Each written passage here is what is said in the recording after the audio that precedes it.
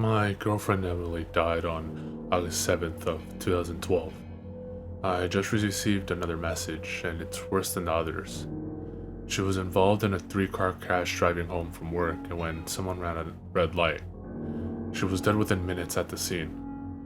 We had been dating for 5 years at that point. She wasn't big on the idea of marriage. It felt archaic, she said. Gave her a weird vibe. But if she had been, I would have married her within 3 months of our relationship. She was vibrant, the kind of girl that would choose dare every time. She was always happy when camping, but a total technophile too. She always smelled like cinnamon. That being said, she wasn't perfect. She always said something along the lines of, "If I cark it first, don't just say good things about me." I never liked that. If you don't pay me out, you're doing me a disservice. I've got so many flaws, and that's just another part of me. So this is for M. The music she said she liked and the music she actually liked were very different. Her idea of affection was a side hog. She had really long toes, like a chimpanzee. I know that's tangential, but I don't feel right without you having an idea of what she was like. M had been dead for approaching 13 months when she first messaged me. September 4th, 2013. Hello? Who is this? It's really weird receiving messages from Emily's account. Question mark, question mark. Okay, well, in the future, please send me messages from your account even if you want to discuss your page. Hello. Susan? You're on Emily's account. This is when it began. I had left Emily's Facebook account activated so I could send her the occasional message, post on her wall, go through her pictures.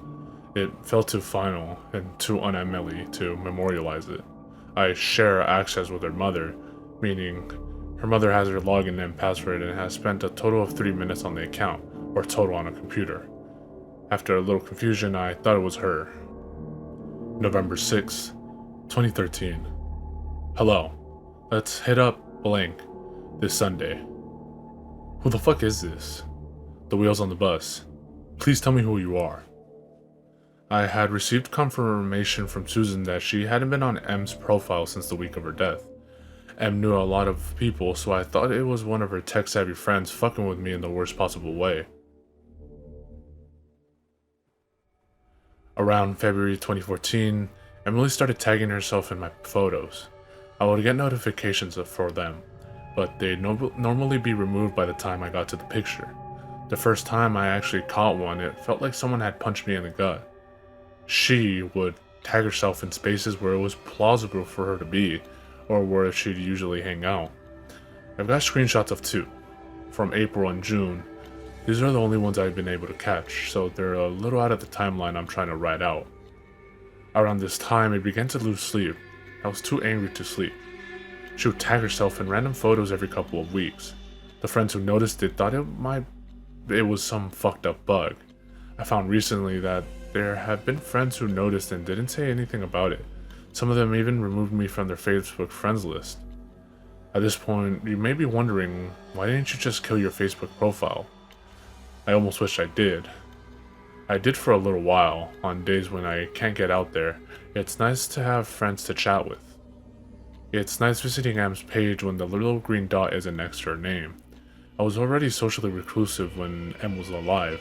Her death turned me into something pretty close to a hermit, and Facebook and MMOs are my only real social outlets. March 15th, 2014. Why are you doing this? Why do you keep tagging her? I sent what I assumed was M's hacker a message. On March 25th, I got an answer. Hello. Hello. Hello. Hello. This is actually devastating. I don't know why you enjoyed doing this. OMG, cinnamon scented candles. Go to hell. Why are you doing this? It wasn't until a few months after going through these chats that I discovered that she was recycling my own words as well.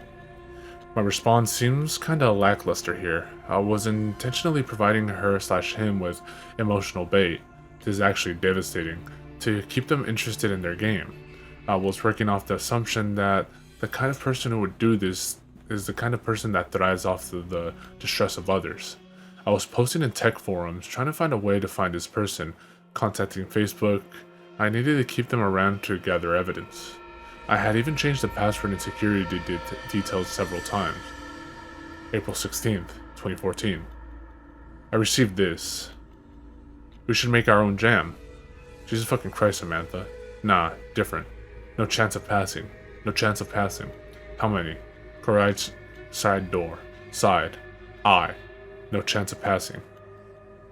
April 29th, 2014. Baked beans on toast. I don't know. I just said, yo, ask Nathan. Nathan.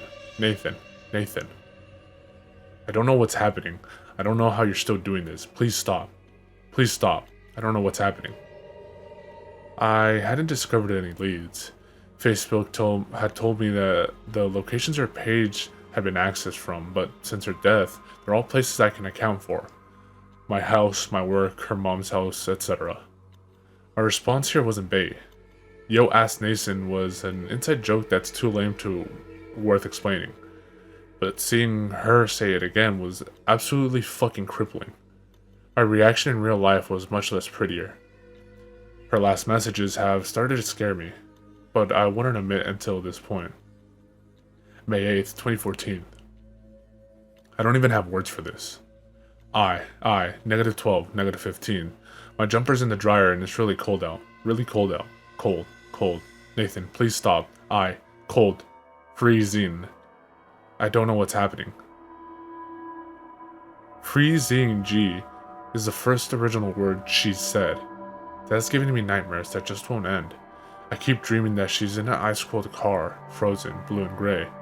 I'm standing outside the car door in the warmth, screaming for her to come out. She doesn't even realize I'm there. Sometimes her legs are outside with me. May 24th, 2014. I'm really drunk. I miss you. Whoever's on this account, I don't give a fuck. I keep coming home from work and expecting to see you at the computer. Shouldn't I be used to that now? Us let me walk. I wasn't really drunk. Em wasn't an affectionate girl, and it always embarrassed her to exchange I love yous, cuddle, talk about how much we meant to each other. She was much more comfortable with it when I was drunk. I pretended to be drunk a lot. Her reply is what prompted me to finally memorialize her page, thinking it might put an end to this. It might seem innocuous to her previous message. It's from an old conversation where I was trying to convince her to let me drive her home from a friend's house. In the collision, the dashboard crushed her. She was severed in a diagonal line from her right hip midway down her left thigh. One of her legs was found tucked under the back seat. Hey, you on your way home? Emily. When you see this message, please ring me, straight away. I rang bank, and they said you left at 4. I'm starting to panic. I feel sick to my stomach. Please ring me. Emily. Emily. Answer your phone. August 7, 2012. Going back in time. These are the messages I sent her the day she died. She was usually home by 4:30. This, along a couple of voicemails, is the last time I talked to her under the assumption that she was still alive. You'll see why I'm showing you these soon. July 1st, 2014. I got these messages yesterday. Hey, you on your way home? Emily. When you see this message, please ring me. Straight away. Please stop. I rang blank, and they said you left at 5. I'm starting to panic. Please stop. Cold. Emily. Emily. Answer your phone. I don't know what's happening. Cold. Freezing. I memorialized her page a few days after the message about walking. Until today, she'd been quiet. She hadn't even been tagging herself in my photos. I don't know what to do anymore. Do I kill her profile? What if it is her? I feel like I want to puke. I don't know what's happening. I just got a notification. I heard the alert sound. I'm just too afraid to swap windows and check it. I checked the alert. I heard I was compiling this all together. This was the message. Freezing. That's my door. That's my computer. I got the message 3 hours ago, but I didn't want to check it until now. Now I'm legitimately scared. I have no idea who took this photo. I'm on my tablet in the garage, zen for now, going to drive to a friend's. Forgot to open the garage door in my panic, so building up the nerve to get out to do that now.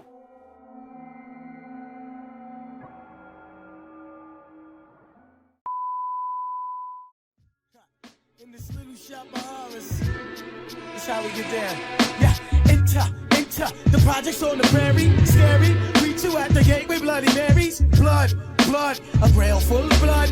Back to the cemetery, get more blood. Standing on the grave, drinking blood, smoking bones. We seen a crew of ghouls running by with stolen tombstones. With Hell's Angels on the chase, they lost to bust a black skull. Want you embrace, they tie you up in chains and they stomp on your face. They go to purgatory and they beat the fucking case.